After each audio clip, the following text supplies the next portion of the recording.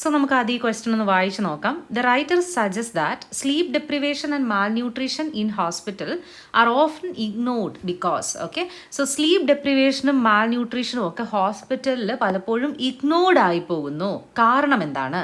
So എന്തുകൊണ്ടാണ് ഇത് രണ്ടും ഇഗ്നോർഡ് ആയി പോകുന്നതെന്ന് നമ്മൾ പാരഗ്രാഫിൽ നിന്ന് കണ്ടുപിടിക്കണം.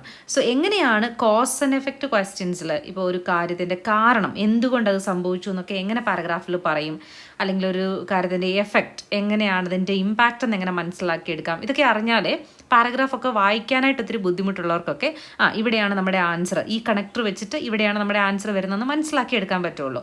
സോ അങ്ങനെ നമുക്ക് ഈ പാരഗ്രാഫ് ഒന്ന് വായിച്ചു നോക്കാം.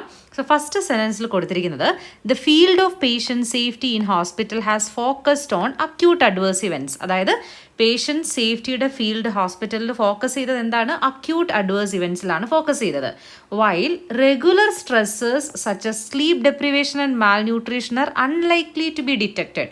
അതായത് റെഗുലർ ആയിട്ടുള്ള ഈ സ്ട്രെസ്സേഴ്സ് ഉണ്ടല്ലോ, എന്തൊക്കെയാണ്? സ്ലീപ്പ് ഡെപ്രിവേഷനും മാൽന്യൂട്രീഷനും. ഇത് അൺലൈക്ലി ടു ബി ഡിറ്റക്റ്റഡ് എന്ന് പറഞ്ഞാൽ ഡിറ്റക്ട് ചെയ്യാനുള്ള സാധ്യത കുറവാണ്, അതായത് ഇഗ്നോർഡ് ആയി പോകുന്നു.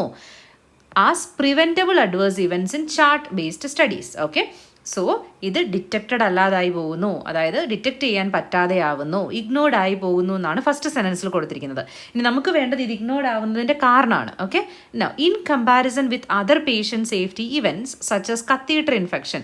സോ കത്തീറ്റർ ഇൻഫെക്ഷൻ പോലെയുള്ള അതർ പേഷ്യൻറ്റ് സേഫ്റ്റി ഇവൻറ്റ്സ് ഉണ്ടല്ലോ, അതിനെ വെച്ച് കമ്പയർ ചെയ്യുമ്പോൾ sleep deprivation and malnutrition are less straightforward to quantify. അപ്പോൾ സ്ലീപ്പ് ഡെപ്രിവേഷനും മാൽന്യൂട്രീഷനും എന്താണ്? ക്വാണ്ടിഫൈ ചെയ്യാനായിട്ട് വളരെ ബുദ്ധിമുട്ടാണ്.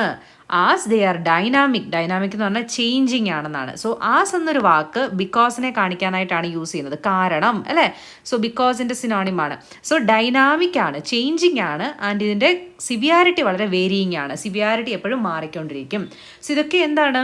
റെഗുലർ സ്ട്രെസ്സേഴ്സ് ആയ സ്ലീപ്പ് ഡെപ്രിവേഷനും മാൽന്യൂട്രീഷനും ഡിറ്റക്ട് ചെയ്യാൻ പറ്റാത്തതിൻ്റെ കാരണമാണ് ഈ പറഞ്ഞിരിക്കുന്നതെല്ലാം. സോ ആസ് എന്ന് പറയുന്നത് കാരണത്തിനെ കാണിക്കാനായിട്ട് യൂസ് ചെയ്യുന്നതാണ്. പിന്നെ സ്ലീപ്പ് ഡെപ്രിവേഷൻ ആൻഡ് മാൽന്യൂട്രീഷൻ ഒക്കെ less straightforward to quantify എന്നൊക്കെ പറയുന്നുണ്ട്. Okay, so less straightforward എന്ന് പറഞ്ഞു കഴിഞ്ഞാൽ it is something which is complicated എന്നാണ്, കോംപ്ലെക്സ് ആണ്, ബുദ്ധിമുട്ടാണ് എന്നൊക്കെയുള്ളൊരു മീനിങ് ആണ്. Okay, so less straightforward to quantify, കാരണം അത് ഡൈനാമിക് ആണ്, എപ്പോഴും ഇങ്ങനെ ചേഞ്ച് ആയിക്കൊണ്ടിരിക്കും, ആൻഡ് അതിൻ്റെ സിവിയാരിറ്റിയും വേരിയിങ് ആകും എന്നാണ് പറയുന്നത്. So option A. അപ്പോൾ അത്രയും മതി നമുക്ക് പാരഗ്രാഫ് അല്ലേ? കാരണം എന്താണ്? നമുക്ക് ഓൾറെഡി ഇവിടെ ആൻസർ കിട്ടി, എന്തുകൊണ്ടാണ് സ്ലീപ്പ് ഡെപ്രിവേഷനും അതുപോലെ തന്നെ മാൽന്യൂട്രീഷനും ഡിറ്റക്ട് ചെയ്യാൻ പറ്റാത്തതെന്നുള്ളത്. സോ ഹോൾ പാരഗ്രാഫ് നമുക്ക് ആവശ്യമില്ല. ഓക്കെ, ഇത് അടുത്ത ക്വസ്റ്റ്യൻ്റെ ആണ്. ഓക്കെ, അപ്പോൾ ആൻസർ സ്പെസിഫിക് ക്വസ്റ്റ്യൻസിലൊക്കെ ഓൾറെഡി നമ്മൾ കണ്ടു കഴിഞ്ഞാൽ അവിടെ വെച്ച് നമുക്ക് സ്റ്റോപ്പ് ചെയ്യാം. അതായത് ചില പാരഗ്രാഫ് ഒന്നും കംപ്ലീറ്റ്ലി നമുക്ക് വായിച്ച് സമയം കളയേണ്ട ആവശ്യമില്ല. അതിൻ്റെ ഒരു പകുതി എത്തുമ്പോഴോ അല്ലെങ്കിൽ ആദ്യത്തെ പോർഷനിലൊക്കെ നമുക്ക് ആൻസർ ഓൾറെഡി വായിക്കുമ്പോൾ തന്നെ മനസ്സിലാകും ഇതാണ് നമ്മളോട് ചോദിച്ചിരിക്കുന്ന ക്വസ്റ്റ്യൻ്റെ ആൻസർ എന്നുള്ളത്. അവിടെ നമുക്ക് വായിച്ചത് നിർത്താം. Okay, so option A, they are difficult to measure. So sleep ഡെപ്രിവേഷനും മാൽന്യൂട്രീഷനും ക്വാണ്ടിഫൈ ചെയ്യാൻ ബുദ്ധിമുട്ടാണ്, കോംപ്ലെക്സ് ആണെന്ന് പറയുന്നുണ്ട്. ക്വാണ്ടിഫൈ ചെയ്യാന്ന് പറഞ്ഞാൽ മെഷർ ചെയ്യുക. സോ മെഷർ ചെയ്യാൻ ബുദ്ധിമുട്ടാണെന്ന് പറയുന്നുണ്ട്. അപ്പോൾ അതൊരു കാരണമാണ് അല്ലേ?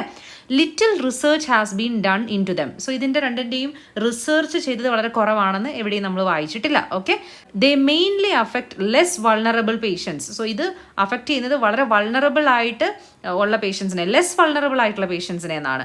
അത് നമ്മളിപ്പോൾ വായിച്ചിട്ടില്ല. ഓക്കെ, അത് കഴിഞ്ഞിട്ടുള്ള ഈ ഒരു പോർഷനിലാണ് ഈ പേഷ്യൻസിൻ്റെ ടൈപ്പൊക്കെ പറയുന്നത്.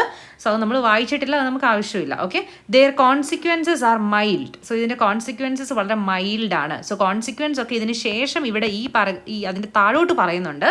അങ്ങനെ എല്ലാം ഹോൾ പാരഗ്രാഫ് വായിച്ചു കഴിഞ്ഞാൽ നമുക്ക് സിയും ഡിയും എയും ഒക്കെ ഡൗട്ട് വരും. പക്ഷേ ക്വസ്റ്റ്യൻ അനുസരിച്ച് എവിടെ ആൻസർ വരും, ബിക്കോസിൻ്റെ സിനോണിം ഒക്കെ നോക്കി വായിക്കുകയാണെങ്കിൽ നമ്മൾ ഹോൾ പാരഗ്രാഫ് വെച്ചിട്ട് ഓപ്ഷൻസിനെ കമ്പയർ ചെയ്യേണ്ടി വരില്ല. അങ്ങനെ ഈ കൺഫ്യൂഷൻ ഒരുപാട് ഒഴിവാക്കാം. ഓക്കെ, സോ ഈ ഒരു ക്വസ്റ്റ്യൻ നിങ്ങൾക്ക് ക്ലിയർ ആയെന്ന് വിശ്വസിക്കുന്നു. ഇങ്ങനെ നിങ്ങൾക്ക് ഓരോ ക്വസ്റ്റ്യൻ ടൈപ്പിനനുസരിച്ച് പാരഗ്രാഫ് വായിച്ച് എങ്ങനെ ആൻസറിലോട്ട് എത്താം എന്നുള്ളത് പഠിക്കണം എന്നുണ്ടെങ്കിൽ ഞങ്ങളെ കോൺടാക്ട് ചെയ്യാം. Thank you so much.